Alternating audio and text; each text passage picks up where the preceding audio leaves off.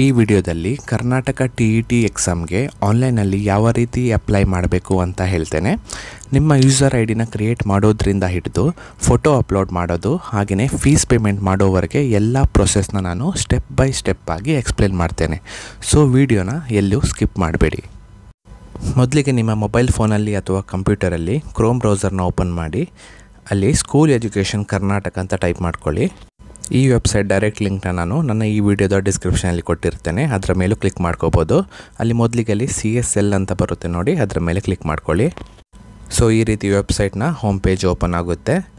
ನೀವು ಅಲ್ಲಿ ಕೆಳಗಡೆ ಸ್ಕ್ರೋಲ್ ಮಾಡ್ಕೊಳ್ಳಿ. ನಂತರ ಅಲ್ಲಿ click for online application for Karnataka teachers eligibility test 2025 ಅಂತ ಲಿಂಕ್ ಇದೆ ನೋಡಿ, ಅದರ ಮೇಲೆ ಕ್ಲಿಕ್ ಮಾಡ್ಕೊಳ್ಳಿ. ನೆಕ್ಸ್ಟ್ ಇಲ್ಲಿ online application for Karnataka TET 2025 link ಮೇಲೆ ಕ್ಲಿಕ್ ಮಾಡ್ಕೊಳ್ಳಿ. ನಿಮ್ಮ ಬಳಿ ಹಳೆಯ ಲಾಗಿನ್ ID ಇದ್ದರೆ ನಿಮ್ಮ ಯೂಸರ್ ನೇಮ್ ಮತ್ತು ಪಾಸ್ವರ್ಡ್ನ ಹಾಕಿಬಿಟ್ಟು ಲಾಗಿನ್ ಮಾಡ್ಕೋಬೋದು. ಅಥವಾ ನೀವು ನ್ಯೂ ಐಡಿನ ಕ್ರಿಯೇಟ್ ಮಾಡ್ಕೋಬೇಕು ಅಂದರೆ ಅಲ್ಲಿ ನ್ಯೂ ಯೂಸರ್ ಅಂತ ಇದೆ ನೋಡಿ, ಅದರ ಮೇಲೆ ಕ್ಲಿಕ್ ಮಾಡ್ಕೊಳ್ಳಿ. ನೆಕ್ಸ್ಟ್ ಪೇಜಲ್ಲಿ ನಿಮ್ಮ ಹೆಸರನ್ನು ನೀವು ಇಲ್ಲಿ ಎಂಟರ್ ಮಾಡಬೇಕು. ನಿಮ್ಮ SSLC ಮಾರ್ಕ್ಸ್ ಕಾರ್ಡಲ್ಲಿ ಯಾವ ರೀತಿ ಹೆಸರಿದೆ ಅದೇ ರೀತಿ ಕರೆಕ್ಟಾಗಿ ಹೆಸರನ್ನು ಎಂಟರ್ ಮಾಡಿ. ನೆಕ್ಸ್ಟ್ ನಿಮ್ಮ ಆಧಾರ್ ಕಾರ್ಡ್ ನಂಬರ್ನ ನೀವು ಇಲ್ಲಿ ಎಂಟರ್ ಮಾಡಿ. ಮತ್ತು ಕೆಳಗಡೆ ನಿಮ್ಮ ಆಧಾರ್ ನಂಬರ್ನ ಎಂಟರ್ ಮಾಡಿ. ನೆಕ್ಸ್ಟ್ ನಿಮ್ಮ ಮೊಬೈಲ್ ನಂಬರ್ನ ಎಂಟರ್ ಮಾಡಿ. ಹಾಗೆಯೇ ಕೆಳಗಡೆ ನಿಮ್ಮ ಇಮೇಲ್ ಅಡ್ರೆಸ್ನೂ ಎಂಟರ್ ಮಾಡಿ. ನೆಕ್ಸ್ಟ್ ಒಂದು ಸಿಂಪಲ್ ಆಗಿರೋ ಯೂಸರ್ ನೇಮ್ನ ನೀವು ಇಲ್ಲಿ ಎಂಟರ್ ಮಾಡ್ಕೊಳ್ಳಿ. ನಂತರ ಕೆಳಗಡೆ ಒಂದು ಪಾಸ್ವರ್ಡ್ನ ನೀವು ಎಂಟರ್ ಮಾಡ್ಕೊಳ್ಳಿ. ಹಾಗೆಯೇ ಕೆಳಗಡೆ ಮತ್ತೆ ನಿಮ್ಮ ಪಾಸ್ವರ್ಡ್ನ ಎಂಟರ್ ಮಾಡ್ಕೊಳ್ಳಿ. ನಂತರ ರಿಜಿಸ್ಟರ್ ಟ್ಯಾಬ್ ಮೇಲೆ ಕ್ಲಿಕ್ ಮಾಡ್ಕೊಳ್ಳಿ. ಆವಾಗ ನಿಮ್ಮ ಅಪ್ಲಿಕೇಶನ್ ನಂಬರ್ ಒಂದು ಜನರೇಟ್ ಆಗುತ್ತೆ, ಅದನ್ನು ನೋಟ್ ಮಾಡ್ಕೊಳ್ಳಿ. ನಂತರ ಓಕೆ ಬಟನ್ ಮೇಲೆ ಕ್ಲಿಕ್ ಮಾಡ್ಕೊಳ್ಳಿ. ನಂತರ ನೀವು ಆವಾಗ ಕೊಟ್ಟಿರೋ ಯೂಸರ್ ನೇಮ್ ಮತ್ತು ಪಾಸ್ವರ್ಡ್ನ ಹಾಕಿಬಿಟ್ಟು ಲಾಗಿನ್ ಮಾಡ್ಕೊಳ್ಳಿ. ಆವಾಗ ಈ ರೀತಿ ಇಂಟರ್ಫೇಸ್ ಓಪನ್ ಆಗುತ್ತೆ.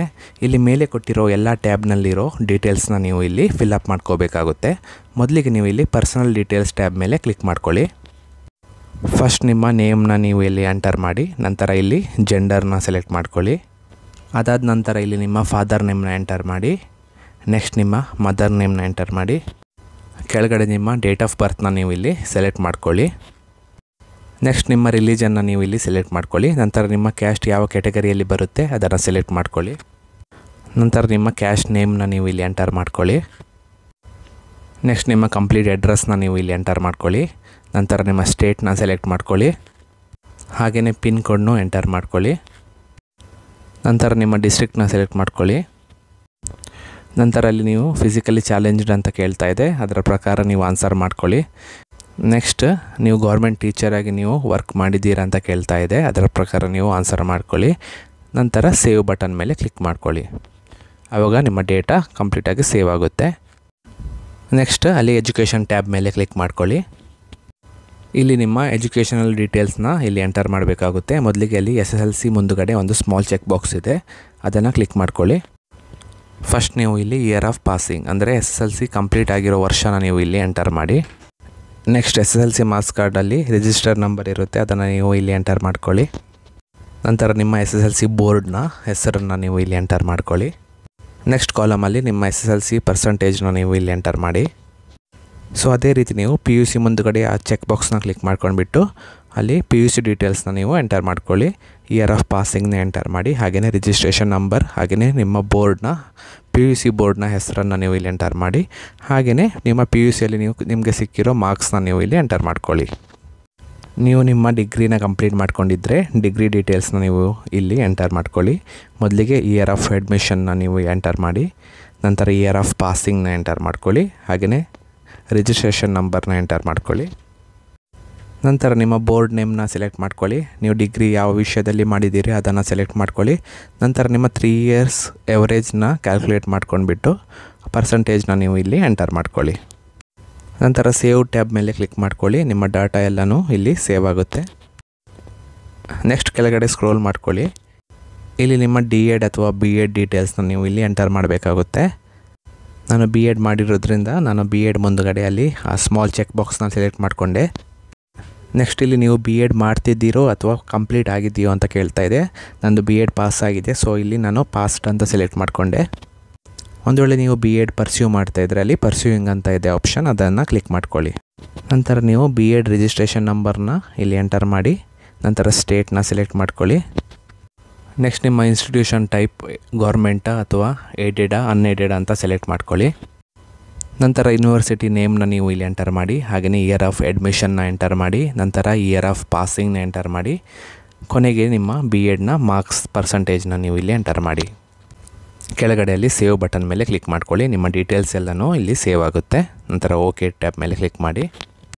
ನೆಕ್ಸ್ಟ್ ಮೇಲ್ಗಡೆ ಸ್ಕ್ರೋಲ್ ಮಾಡಿ, ಅಲ್ಲಿ ಎಲಿಜಿಬಿಲಿಟಿ ಟೆಸ್ಟ್ ಪೇಪರ್ ಅಂತ ಇದೆ ನೋಡಿ, ಅದರ ಮೇಲೆ ಕ್ಲಿಕ್ ಮಾಡ್ಕೊಳ್ಳಿ. ನೆಕ್ಸ್ಟ್ ಇಲ್ಲಿ ಕೇಳ್ತಾ ಇದೆ ನೀವು ಎಕ್ಸಾಮ್ನ ಯಾವ ಜಿಲ್ಲೆಯಲ್ಲಿ ತಗೊಳ್ತೀರಿ ಅಂತ. ಆ ಜಿಲ್ಲೆ ಹೆಸರನ್ನು ನೀವು ಇಲ್ಲಿ ಎಂಟರ್ ಮಾಡಿ. ನೆಕ್ಸ್ಟ್ ನೀವು ಪೇಪರ್ 1 ಎಕ್ಸಾಮಿಗೆ ಅಪಿಯರ್ ಆಗ್ತೀರಾ ಅಥವಾ ಪೇಪರ್ 2ಗೆ ಅಪಿಯರ್ ಆಗ್ತೀರಾ ಅಥವಾ ಎರಡೂ ಎಕ್ಸಾಮ್ನ ನೀವು ಬರೀತೀರಾ ಅಂತ ಕೇಳ್ತಾ ಇದೆ. ಆದರೆ ನಾನು ಪೇಪರ್ 1 ಮೇಲೆ ಕ್ಲಿಕ್ ಮಾಡಿಕೊಂಡ್ರೆ ನೀವು ಪೇಪರ್ 1 ಬರೆಯೋಕ್ಕೆ ಎಲಿಜಿಬಲ್ ಆಗಿಲ್ಲ ಅಂತ ಬರ್ತಾ ಇದೆ. ಯಾಕಂದರೆ ನಾನು ಡಿಗ್ರಿ ಪ್ಲಸ್ B.Ed ಮಾಡಿರೋದ್ರಿಂದ ಪೇಪರ್ 1 ಬರೆಯೋಕ್ಕೆ ಆಗಲ್ಲ.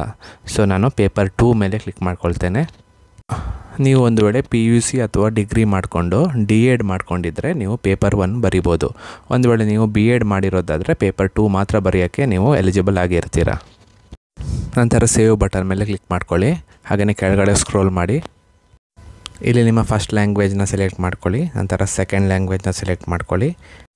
ನೆಕ್ಸ್ಟ್ ಆಪ್ಷನಲ್ ಸಬ್ಜೆಕ್ಟ್ನ ನೀವು ಇಲ್ಲಿ ಸೆಲೆಕ್ಟ್ ಮಾಡ್ಕೊಳ್ಳಿ. ನಂತರ ಕ್ವಶನ್ ಪೇಪರ್ ಯಾವ ಮೀಡಿಯಮಲ್ಲಿ ಇರಬೇಕು ಆ ಮೀಡಿಯಮ್ನ ನೀವು ಇಲ್ಲಿ ಸೆಲೆಕ್ಟ್ ಮಾಡ್ಕೊಳ್ಳಿ. ನಂತರ ಸೇವ್ ಟ್ಯಾಬ್ ಮೇಲೆ ಕ್ಲಿಕ್ ಮಾಡಿ. ನೆಕ್ಸ್ಟ್ ನಿಮ್ಮ ಫೋಟೋ ಮತ್ತು ಸಿಗ್ನೇಚರ್ನ ನೀವು ಇಲ್ಲಿ ಅಪ್ಲೋಡ್ ಮಾಡಬೇಕು. ಸೊ ಅದರ ಮೇಲೆ ಕ್ಲಿಕ್ ಮಾಡ್ಕೊಳ್ಳಿ. ಫೋಟೋನ ಅಪ್ಲೋಡ್ ಮಾಡೋದಕ್ಕೆ ಅಲ್ಲಿ ಚೂಸ್ ಫೈಲ್ ಮೇಲೆ ಕ್ಲಿಕ್ ಮಾಡಿಕೊಂಡು ಅಲ್ಲಿ ಫೋಟೋನ ಸೆಲೆಕ್ಟ್ ಮಾಡ್ಕೊಳ್ಳಿ. ಫೋಟೋ ಸೈಜ್ ಬಂದುಬಿಟ್ಟು 50 KB ಕಮ್ಮಿ ಇರಬೇಕು. ಹಾಗೆಯೇ ಸಿಗ್ನೇಚರ್ನು ಸೆಲೆಕ್ಟ್ ಮಾಡಿಕೊಂಡು ನೀವು ಸಿಗ್ನೇಚರ್ನ ಅಪ್ಲೋಡ್ ಮಾಡ್ಕೊಳ್ಳಿ. ಸಿಗ್ನೇಚರ್ ಸೈಜ್ ಬಂದುಬಿಟ್ಟು 40 KB ಕಮ್ಮಿ ಇರಬೇಕು. ನಂತರ ಅಲ್ಲಿ ಅಪ್ಲೋಡ್ ಬಟನ್ ಮೇಲೆ ಕ್ಲಿಕ್ ಮಾಡ್ಕೊಳ್ಳಿ. ಸೊ ಆಟೋಮೆಟಿಕ್ಕಾಗಿ ಅದು ಅಪ್ಲೋಡ್ ಆಗುತ್ತೆ. ನಂತರ ಅಲ್ಲಿ ಡಿಕ್ಲರೇಷನ್ ಟ್ಯಾಬ್ ಮೇಲೆ ಕ್ಲಿಕ್ ಮಾಡ್ಕೊಳ್ಳಿ. ಅಲ್ಲಿ ಒಂದು ಚೆಕ್ ಬಾಕ್ಸ್ ಇರುತ್ತೆ, ಅದನ್ನು ಕ್ಲಿಕ್ ಮಾಡಿಕೊಂಡು ಕೆಳಗಡೆ ಸಬ್ಮಿಟ್ ಬಟನ್ ಮೇಲೆ ಕ್ಲಿಕ್ ಮಾಡಿ. ಒಂದು ಸಲ ಇಲ್ಲಿ ನೀವು ಎಸ್ ಅಂತ ಕೊಟ್ಬಿಟ್ರೆ ಮತ್ತೆ ನಿಮ್ಮ ಅಪ್ಲಿಕೇಶನ್ ಎಡಿಟ್ ಮಾಡೋ ಆಪ್ಷನ್ ಇರಲ್ಲ. ಸೊ ಎಲ್ಲ ಡೀಟೇಲ್ಸ್ನ ಇನ್ನೊಮ್ಮೆ ಕರೆಕ್ಟಾಗಿ ಚೆಕ್ ಮಾಡಿಕೊಂಡು ನಂತರ ಇಲ್ಲಿ ಎಸ್ ಬಟನ್ ಮೇಲೆ ಕ್ಲಿಕ್ ಮಾಡ್ಕೊಳ್ಳಿ. ಡಿಕ್ಲರೇಷನ್ ಸಬ್ಮಿಟೆಡ್ ಅಂತ ಬಂದಿದೆ. ಸೊ ಓಕೆ ಅಂತ ಸೆಲೆಕ್ಟ್ ಮಾಡಿ. ನಂತರ ಇಲ್ಲಿ ಪೇಮೆಂಟ್ ಆಪ್ಷನ್ ಮೇಲೆ ಕ್ಲಿಕ್ ಮಾಡ್ಕೊಳ್ಳಿ. ನಂತರ ಅಲ್ಲಿ ಪೇ ನೌ ಆಪ್ಷನ್ ಮೇಲೆ ಕ್ಲಿಕ್ ಮಾಡ್ಕೊಳ್ಳಿ. ಇಲ್ಲಿ ಎಲ್ಲ ಡೀಟೇಲ್ಸ್ ಪೇಮೆಂಟ್ ಡೀಟೇಲ್ಸ್ನ ಎಲ್ಲ ಚೆಕ್ ಮಾಡ್ಕೊಳ್ಳಿ. ನಂತರ ಕೆಳಗಡೆ ಒಂದು ಸ್ಮಾಲ್ ಚೆಕ್ ಬಾಕ್ಸ್ ಇದೆ, ಅದನ್ನು ಕ್ಲಿಕ್ ಮಾಡ್ಕೊಳ್ಳಿ. ನಂತರ ಪೇ ನೌ ಆಪ್ಷನ್ ಮೇಲೆ ಕ್ಲಿಕ್ ಮಾಡಿ. ನಂತರ ಇಲ್ಲಿ ನಿಮಗೆ ಪೇ ಮಾಡೋಕ್ಕೆ ಆಪ್ಷನ್ ಸಿಗುತ್ತೆ. ಇಲ್ಲಿ ನಿಮ್ಮ ಡೆಬಿಟ್ ಕಾರ್ಡ್ ಅಥವಾ ಕ್ರೆಡಿಟ್ ಕಾರ್ಡಿಂದಲೂ ಪೇ ಮಾಡ್ಬೋದು ಅಥವಾ ಇಂಟರ್ನೆಟ್ ಬ್ಯಾಂಕಿಂಗಿಂದಲೂ ಪೇ ಮಾಡ್ಬೋದು. ಇಲ್ಲಿ ನಿಮ್ಮ ATM ಕಾರ್ಡ್ ಡೀಟೇಲ್ಸ್ನ ನೀವು ಇಲ್ಲಿ ಎಂಟರ್ ಮಾಡ್ಕೊಳ್ಳಿ. ಎಲ್ಲ ಡೀಟೇಲ್ಸ್ ಎಂಟರ್ ಮಾಡಿದ ಮೇಲೆ ಕೆಳಗಡೆ ಪೇ ನೌ ಆಪ್ಷನ್ ಮೇಲೆ ಕ್ಲಿಕ್ ಮಾಡ್ಕೊಳ್ಳಿ. ನಂತರ ನಿಮ್ಮ ರಿಜಿಸ್ಟರ್ಡ್ ಮೊಬೈಲ್ ನಂಬರ್ಗೆ OTP ಬರುತ್ತೆ. ಆ OTPನ ಇಲ್ಲಿ ಎಂಟರ್ ಮಾಡಿಬಿಟ್ಟು ಮೇಕ್ ಪೇಮೆಂಟ್ ಆಪ್ಷನ್ ಮೇಲೆ ಕ್ಲಿಕ್ ಮಾಡಿ. ನಂತರ ಸ್ವಲ್ಪ ವೇಟ್ ಮಾಡಿ, ಯಾವುದೇ ಬ್ಯಾಕ್ ಆಪ್ಷನ್ನ ಕ್ಲಿಕ್ ಮಾಡಬೇಡಿ, ಅದೇ ಪೇಜಲ್ಲಿ ವೇಟ್ ಮಾಡಿ. ಸೊ ಇಲ್ಲಿ ನೋಡ್ಬೋದು ಪೇಮೆಂಟ್ ಸಕ್ಸಸ್ ಅಂತ ಬಂದಿದೆ. ನಂತರ ಹೋಮ್ ಬಟನ್ ಮೇಲೆ ಕ್ಲಿಕ್ ಮಾಡ್ಕೊಳ್ಳಿ.